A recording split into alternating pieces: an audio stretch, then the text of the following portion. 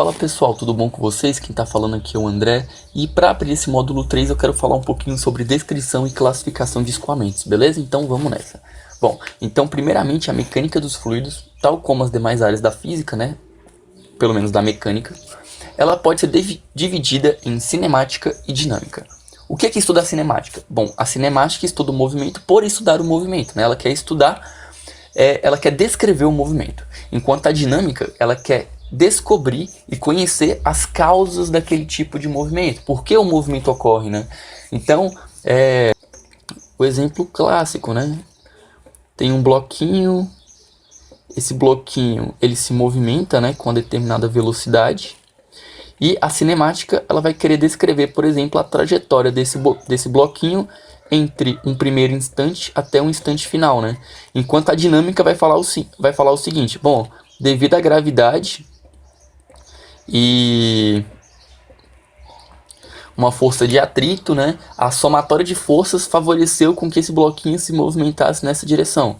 E assim a dinâmica vai dizer que o bloquinho se movimentou porque o somatório de forças gerou uma componente que fez com que aquele bloco se movimentasse naquela direção. Então a cinemática estuda o movimento e a dinâmica estuda as causas do movimento, beleza? Então, estudo do movimento e estudo das causas do movimento. Continuando. Então, para descrever o escoamento de fluidos, nós temos duas grandes abordagens. A primeira abordagem é a descrição lagrangiana. Bom, a descrição lagrangiana é a descrição dos fenômenos associados ao movimento em uma linguagem de partícula. Bom, a descrição lagrangiana é a descrição que, a princípio, todo mundo conhece. É aquela descrição pautada na mecânica newtoniana de partícula. Então, por exemplo, eu tenho uma partícula. Essa partícula, nesse instante inicial, ela possui esse vetor velocidade. Eu posso estabelecer um vetor posição em relação a um ponto de origem, e essa partícula entre um instante final e entre um instante inicial e um instante final, ela vai descrever uma trajetória. Então, entre o instante inicial e o instante final, essa partícula vai descrever essa trajetória. Então, a descrição lagrangiana é essa descrição associada a essa partícula de identidade fixa, né? Isto é, quando nós falamos em abordagem lagrangiana, nós estamos seguindo o movimento de uma partícula de identidade fixa, beleza? Tá ok. Bom, vale ressaltar que a análise lagrangiana é análoga à linguagem de sistemas aprendida em termodinâmica, que consiste em analisar uma massa fixa no tempo. Então, por exemplo, aqui eu vou ter um gás, né? Nesse cilindro aqui eu vou ter um pistão. Então esse gás ele recebe uma determinada quantidade de calor. Vai haver um aumento da energia interna, esse trabalho de expansão que vai caracterizar uma variação de entalpia, né, do meu sistema. E nesse caso eu vou ter que a termodinâmica vai descrever esse processo de uma maneira bem conhecida, né? E isso também é uma descrição lagrangiana.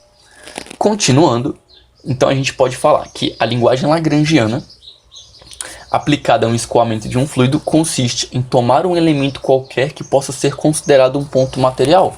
Assim sendo, podemos medir em cada instante a sua mudança de posição e velocidade. Exatamente. A linguagem lagrangiana, você vai escolher um elemento e você vai estudar aquele elemento enquanto aquele elemento está se movimentando. Então você vai ter uma partícula de identidade fixa e você vai estudar aquela partícula enquanto ela se movimenta, beleza?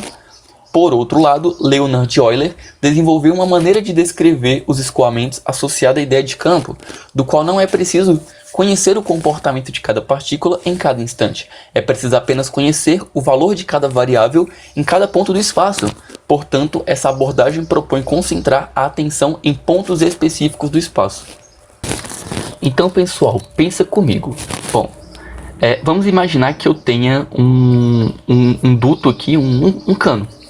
E eu tenho água escoando aqui dentro, beleza? Então aqui eu tenho a entrada e aqui eu tenho a saída. Eu vou escolher essa partícula de identidade fixa e vamos acompanhar o movimento dessa partícula de identidade fixa ao longo de 2 instantes. Então eu vou ter um instante inicial e ela vai descrever uma trajetória, tananana, e aqui ela vai estar nessa posição nesse instante final, né? Então, vamos imaginar que é um escoamento turbulento, porque geralmente quando você pega água escoando em cano vai ser um escoamento turbulento. você vai ter então um escoamento muito randômico. Essas aleatoriedades e essas turbulências farão com que sua partícula descreva uma trajetória muito louca. E o que isso implica? Isso implica que é muito complicado você estudar o movimento dessa partícula em específico, acompanhando o movimento dela em cada instante de tempo, em cada posição do espaço, sabe?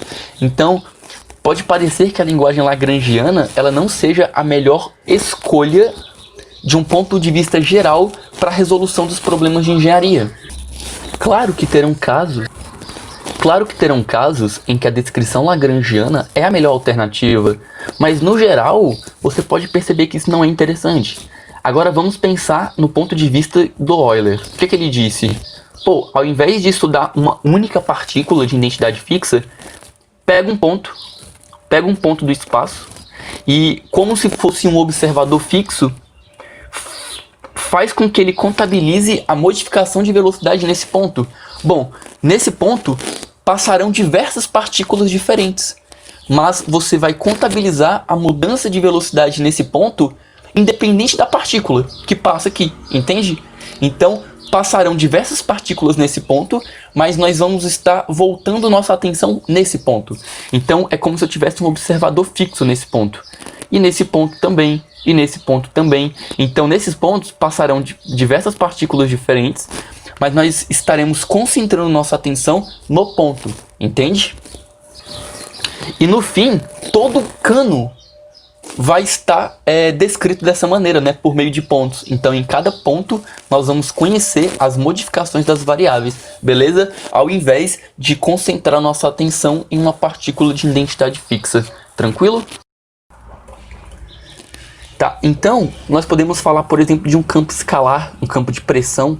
Então, em cada ponto do espaço, eu vou ter uma pressão e ela pode variar no tempo. Ou campos vetoriais, como velocidade. Então, em cada ponto do espaço, eu vou ter um valor de velocidade, uma direção e sentido, né? E essa velocidade pode variar no tempo. Ou mesmo um campo de aceleração. Então, em cada ponto, eu vou ter um valor de aceleração e essa aceleração pode variar no tempo. Então, vemos que a abordagem euleriana nos informa que podemos conhecer as variáveis de campo no volume de controle em qualquer posição em um dado instante de tempo, beleza? É simplesmente isso. Aí, galera, vamos imaginar o seguinte. Vamos imaginar que eu tenho uma partícula e essa partícula, entre o instante inicial, né, e o instante final, essa partícula, ela descreve uma trajetória, beleza? Aí eu vou dizer que esse vetor posição vai ser uma coordenada xp, que vai ser o x da partícula, né? Um yp, que vai ser o y da partícula, e um zp, beleza? Que vai ser o z da partícula. Então, entre o instante inicial e o instante final, esse vai ser o vetor posição, né? Aí se eu derivo o vetor posição, eu tenho o vetor velocidade. Se eu derivo o vetor velocidade, eu tenho aceleração. Então, eu consigo descrever muito bem o movimento dessa partícula, né, entre esses dois intervalos de tempo, se eu tiver um vetor posição bem estabelecido, né, se eu conhecer uma função que descreve exatamente o movimento dessa partícula, beleza? E eu consigo determinar a velocidade e aceleração simplesmente obtendo as derivadas desse vetor posição, certo? Não é nenhuma novidade isso daqui, certo? Mas na prática a gente vai ter essa função que descreve exatamente o comportamento dessa partícula? Pode até ter, mas vai ser difícil de obter, entenderam? Então, o que é mais fácil é você ter um volume de controle. Então, vamos imaginar que aqui eu tenho um fluido escoando, entrada e saída, né? O que é mais fácil é eu ter um volume de controle e em cada ponto eu conheço, por exemplo, o valor da velocidade. E se eu tenho uma descrição da velocidade, eu posso derivar essa descrição da velocidade para obter em cada ponto o valor da aceleração. Então, a princípio, em todos esses pontos, eu tenho um vetor posição que representa a posição da partícula, né? E esse vetor posição, ele pode ser igualado a simplesmente o campo euleriano de velocidade ou de aceleração, que vai ser x, y, z, entendeu? Simples, né? Então a gente faz uma analogia.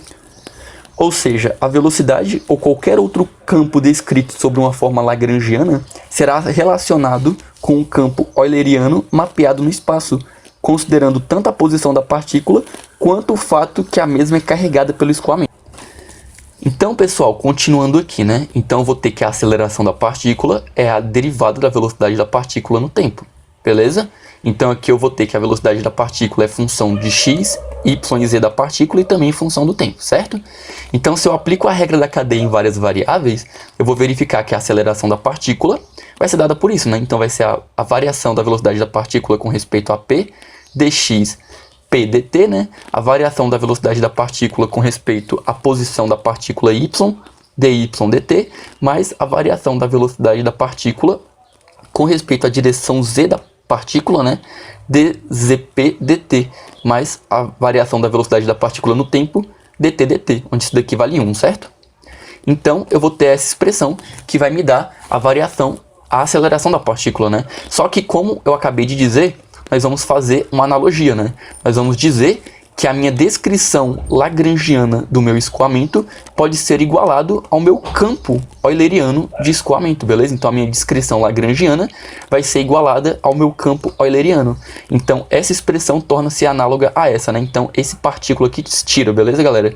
Então vai ser, na verdade, o meu campo de aceleração, que vai ser a derivada da velocidade da partícula no tempo. Note que eu tirei, né, o subíndice que representa que eu estou trabalhando apenas com o vetor posição. Na verdade, agora eu estou trabalhando com todo aquele campo azul que eu mostrei anteriormente, né? Então agora eu estou considerando todo esse campo azul descrito por x, y e z, beleza? Então aqui eu vou substituir essa expressão tirando os índices de partícula e colocando os índices do meu campo Lagrange euleriano, beleza? Então essa minha aceleração, note que esse termo dx dt, dy dt e dz dt é a componente x da velocidade, é a componente y da velocidade e a componente z da velocidade. Então o que nós vamos ter é isso daqui. E observe que aqui eu tenho velocidade produto, velocidade produto, velocidade produto. Então aqui eu tenho um produto escalar, né, entre dois vetores. E que vetores são esses? Bom, é o vetor velocidade, vx, vy, vz, né? E o vetor gradiente de velocidade, que é o vetor das derivadas parciais. Vocês conseguem enxergar? Então, o gradiente do vetor velocidade, o produto escalar do vetor velocidade com o gradiente de velocidade vai ser dado por essa expressão, beleza? Que é exatamente esse lado primeiro aqui, né, do lado direito da minha expressão. Esse primeiro termo do lado direito da minha equação, beleza? Então, a aceleração do meu campo, né, x, y, z, vai ser a variação da velocidade no tempo mais esse termo, que é o produto escalar do meu vetor velocidade com o gradiente de velocidade. Tranquilo? Gente, eu quero que vocês tentem enxergar a importância de vocês compreenderem isso aqui muito bem.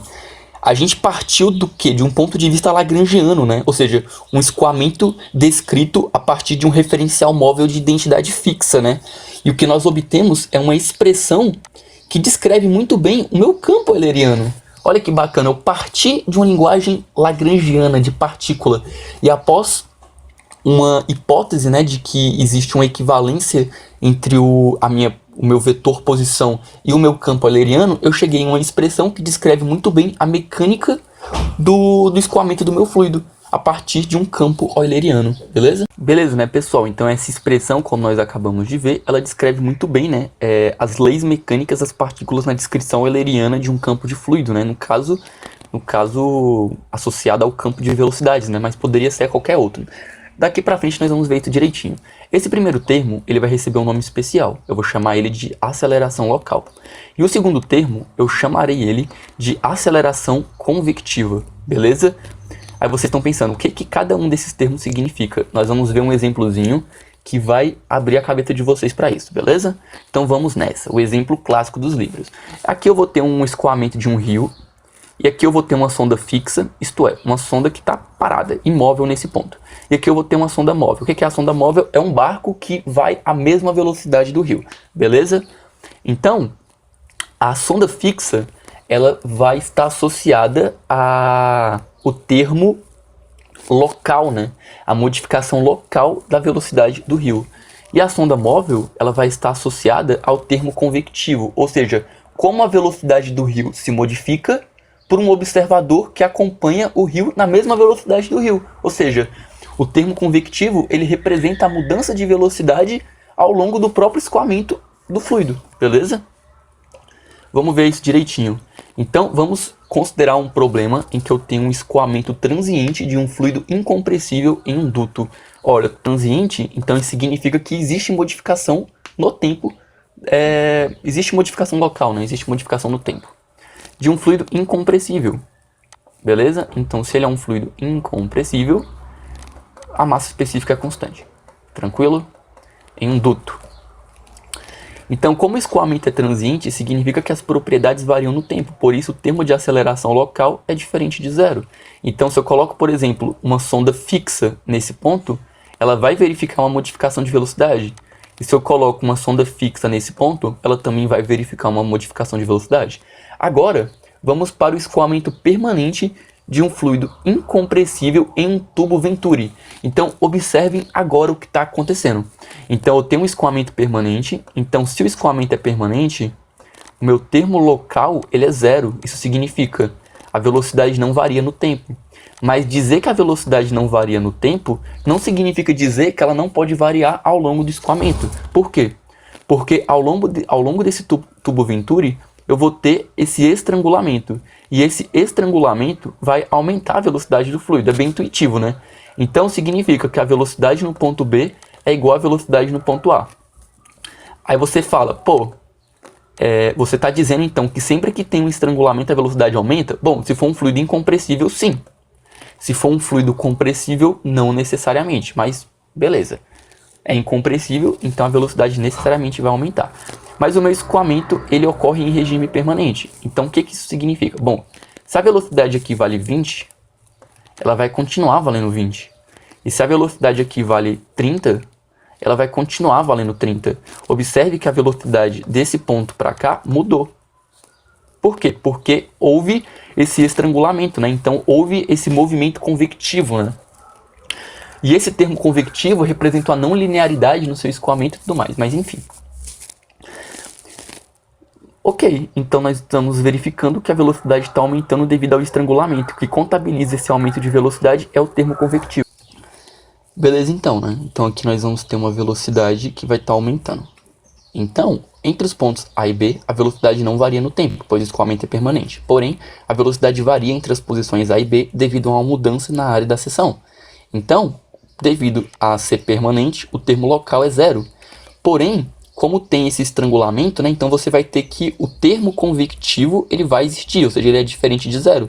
E, portanto, se você segue uma partícula de identidade fixa, você vai verificar a mudança de velocidade durante esse estrangulamento, certo? Tranquilo? Então, conclusão. Para um observador fixo, a velocidade não varia no tempo. Agora, para um observador que segue um fluxo, a velocidade varia na região do estrangulamento. Beleza? E agora falar um pouquinho mais sobre a derivada material, né? Então, a derivada material, ela tem esse formato. E aqui dentro, você pode colocar campos. Pode ser um campo vetorial, como um campo de velocidade. E pode ser também um campo escalar, como um campo de pressão, né? Então, a derivada material da pressão. No caso que nós colocamos, nós falamos da velocidade, né? Então, aqui é a derivada material da velocidade, onde aqui eu vou ter o termo local e aqui eu vou ter o termo convectivo, onde derivada da velocidade no tempo, né, é a aceleração material. Então, pessoal, para chegar, né, na derivada material, nós partimos do quê? Nós partimos de uma linguagem lagrangiana e chegamos em uma representação, né, das nossas leis mecânicas na descrição euleriana de um campo de fluido. Então, a derivada material ela consegue fazer esse link entre uma abordagem lagrangiana e uma abordagem euleriana, né? Então, a derivada material ela segue uma partícula de identidade fixa, né? Tornando conveniente a expressão da mecânica das partículas na descrição euleriana de um campo de fluido. Beleza? Então é isso. Espero que vocês tenham compreendido. Muito obrigado por assistir e até a próxima.